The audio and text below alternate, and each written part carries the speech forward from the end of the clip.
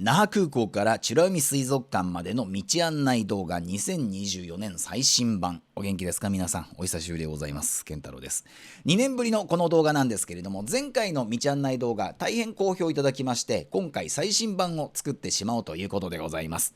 というのも、那覇空港まで高速道路が延伸されておりまして、今工事中なんですね。ですので2年前に出した動画とはだいぶ高速道路乗る場所も変わっておりますので、この綺麗な美ら海水族館に到着するまでの道のりを一緒に旅していきたいと思います。ここで宣伝、あなたの沖縄旅行を動画で私が提案しています。詳しくは説明欄をチェック。さあ、ここは那覇空港の駐車場を出た動画なんですけれども、皆さんここを運転することはほぼないと思います。というのをですね、那覇空港は空港内でのレンタカーの貸し借りは禁止されているので、必ず那覇空港からバスに乗ってレンタカーのお店まで行き、そこで手続きをして初めてそこから路上に出るという形になりますので、皆さんここを運転することはないと思います。上にモノレールが見えますけれども、皆さんここはバスに乗って移動しているという過程で見ていてください。この道の先にですね、交差点が1本目あるんですけれども、左右に通っているのが国道331号線。私が勝手に通称レンタカー通りと呼んでいるんですけれども、この辺に今右にトヨタの店、左にオリックスレンタカーありますけれども、レンタカーの拠点が多いんですね。ですので皆さんこの辺まで送ってってもらって、こっからスタートということになると思います。今右に曲がって、これ南向きに走っているんですけれども、那覇空港に着いてレンタカーを借りたら、まず皆さん南向きに走ると思います。というのも高速道路がこの南側にありますので、今右側にですね、建設中の橋脚なんかが見えてきますけれども、この高速道路に乗って北の方に進んでいくわけです。さあ、左側に釜揚げうどんのお店が見えました。ここが見えたら第一のポイントが近づいてきます。ここ注意してください。この手前の左側に曲がってしまうと変なとこ行っちゃいます。次の交差点、瀬長交差点を左に曲がっていくんですね。この左折レーンがあるところです。ただここは注意が必要です。左折常時可なんですけれども、この前の横断歩道も常時横断可能なんですね。こうやって歩行者や自転車がいつでも通ってきて OK な場所ですので、皆さん巻き込みね、引かないように注意してください。そして曲がったら右車線に移って、この先をずっと走っていきます。先ほど瀬長島交差点を左折しましたけれども、これを右折するとどうなるか。瀬長島に到着するんですね。このようにちっちゃい島なんですけれども、空港の近くなんで着陸する飛行機が見えたり、あとは地中海を思わせるような飲食店が立ち並ぶ地域があります。そしてこの島の頂上にある瀬長島ホテルというのはすごくいいホテルでして、温泉が湧いているんですね。ですので温泉に入りながら飛行機の着陸とこの綺麗な海を見られるという極上のホテルになっているんで、お時間のある方、那覇近辺で泊まりたいという方はぜひこちらおすすめです。車載動画に戻りましょう。先ほどの瀬長島交差点を左折したら一番右の車線をキープします。この後高速道路に乗るために右折をして、さらに右合流をするんですね。右折ポイントが近くなったらこのグリーンの路面になるんですけれども、今工事してるんでね、ちょっと左に避けますけれども、グリーンの路面の一番右を走るようにして右折をします。というのもこの先右折をした後でこの2車線道路が右側1車線の道路に変わるんです。右折をしたらこのように左の車線が右に合流となります。ですので最初から一番右に位置して右折をした方が安全です。いよいよ高速道路に乗ります。普通の合流ではなくて、この一本道が右側から来る道と合わさって2本の2車線の高速道路になります。ですのでもうこのままですね、車線変更はせずに左車線をキープすれば OK です。沖縄あるある1つ目いきましょうか。画像で見ると分かると思うんですけれども、沖縄は意外とアップダウンが激しいんですね。特に上り坂でいつの間にか速度が低下してたという車は本当に多いです。ですのでアップダウンをね、気をつけながら上り坂では失速しないように高速道路を走っていきましょう。正面に赤と白の鉄塔が見えてきたら要注意ポイント2つ目です。西原ジャンクション料金所に近づいてきています。ここは右車線が ETC 装着車、左車線が ETC 非装着車のレーンになっておりますので、ETC ね、この車ついておりますので右車線行きますけれども、それぞれのところに分かれてゲートをくぐっていきましょう。そしてこの後合流なんですけれども、ここも要注意ポイントです。下ってから上る合流になりますので速度が落ちやすいんですね。必ずアクセルを踏みながら速度を維持して、むしろ少し加速しながら合流することを心がけてください。非常に渋滞しやすい合流地点です。続いて近づいてきたのが中城パーキングエリアというところになります。この沖縄自動車道、実は2カ所しかパーキングエリアがないんですね。この中城パーキングエリアを過ぎますと28キロ先の伊芸パーキングエリアというところまでパーキングエリアがありません。ですのでトイレに行きたい方、あとは疲れちゃったなという方はぜひここで休んでいってください。この中城パーキングエリアにあるブルーシールのお店のソフトクリームは絶品です。これ本当に美味しいです。ですので用事のない方もここで一旦降りてね、ソフトクリームを食べながら行くというのも一つの手だと思います。私は必ずここでアイスクリーム食べます。右からビュンビュンね車飛ばしてきますけれども、沖縄は実はですね年間1000万人の観光客がやってくるんですね。その中にはペーパードライバー、初心者の方、海外の方、いろんな方がいます。事故が非常に起きやすいです。ですので、なるべく左車線を走ってリスクのない運転をして沖縄旅行を最後までね楽しんでいただきたいと思います。あんまり無理はしないでください。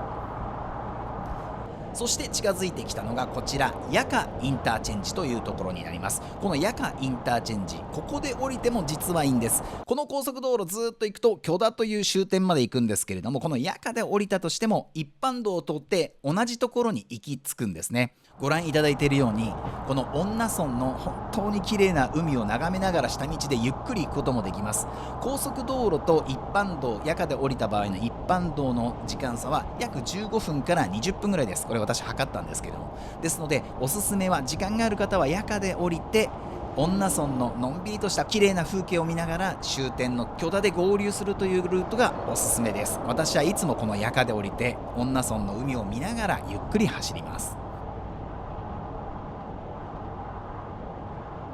この動画は高速道路終点まで行くという体ですので、終点まで高速道路再び走っていきましょ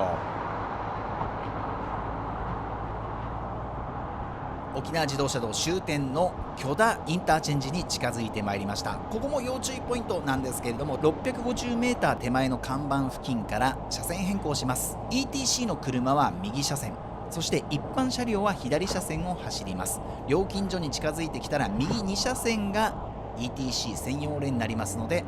ETC をくぐります。一般の方は左車線の方に、ね、車線変更をしてください。そして料金所を出たら右車線を常に走るようにしてください。というのもこのまま走っていけばこの2車線とも許田インターチェンジに降りて普通のバイパスに入るんですけれども、左側の車線がなくなります。右に合流しなければならなくなるんですね。ですのでもうあらかじめ右車線を走っていてそのまままっすぐ進めば何事もなく車線変更することもなく許田インターチェンジを降りることができます。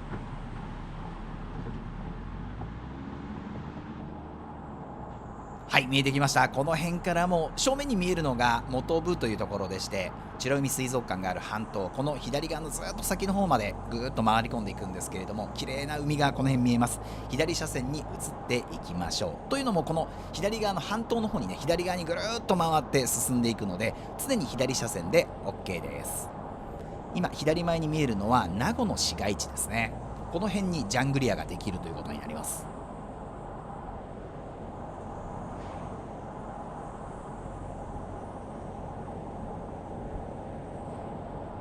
続いて注意ポイントです。左側にタピックスタジアム名護というところが見えたらこの交差点を左に曲がっていきます。ここも常時左折可能ですので左折をしていいんですけれども、右側から来る車には気をつけてください。そしてこの一本道をずっとまっすぐ進んでいきます。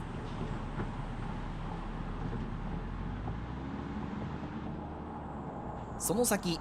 右側にセブンイレブンがある交差点が T 字路があります。こちらを左に曲がっていきます。ここも常時左折可能なんですが右から来る車には十分気をつけてください。そして左側を進んだ方がいいです。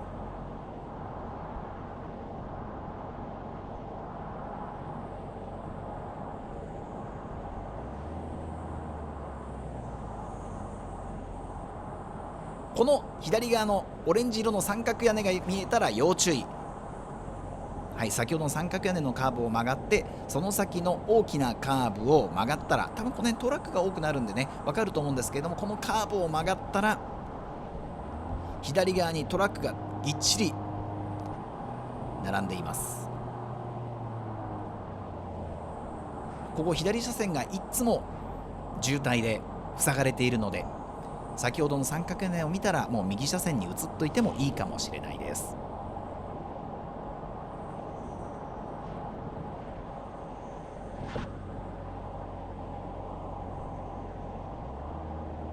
渋滞がいつも来ています。はい、このトラックの群れを越えたら左側に車線変更してずっと進んでいきましょう。はい、左側に小さな島がここ見えるんですけれども、ここが瀬底島というところです。瀬底島はね、なかなか小さなカフェがたくさん点在していたりしてすごく面白いところですので、お時間のある方は瀬底島行ってみてください。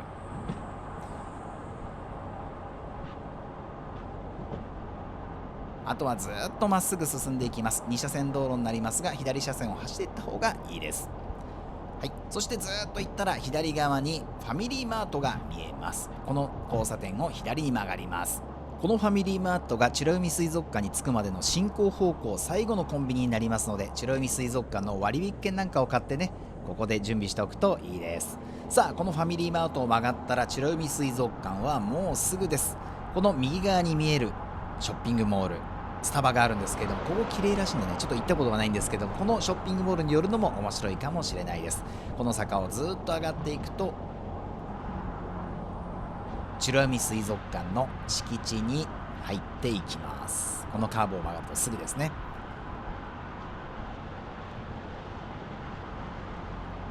この辺りからもう駐車場があるんですけれども、焦って駐車場に入ってしまってはダメです。なるべく美ら海水族館は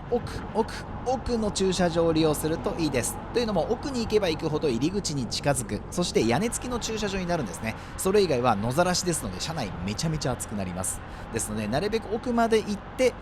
最後の最後、下り坂の左カーブを曲がったところで警備員さん必ず立ってますので、そこで駐車場に入るのがおすすめです。さあ、無事に美ら海水族館まで到着しました。せっかく美ら海水族館まで足を伸ばしたんであれば、水族館だけでも終わらせるのはもったいないです。近くにはこのような綺麗なビーチがあります。さらには車で 1,2 分行ったところには福木並木という名所があるんですね。このようにちょっと涼しげな並木に囲まれながら歩いていった先は家島というんですが、ものすごく綺麗な海と遠くに島が見えます。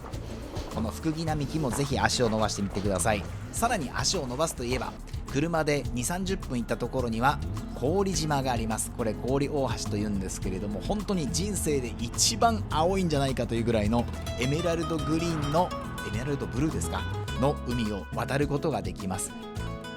氷島、これ本当におすすめですので、ここまでぜひ足を伸ばしてみてください。何か沖縄旅行を計画されている方でここに行ってみたいんですけどとか質問があればコメント欄にぜひぜひ教えてください。お答えしようと思います。それでは安全なドライブいっ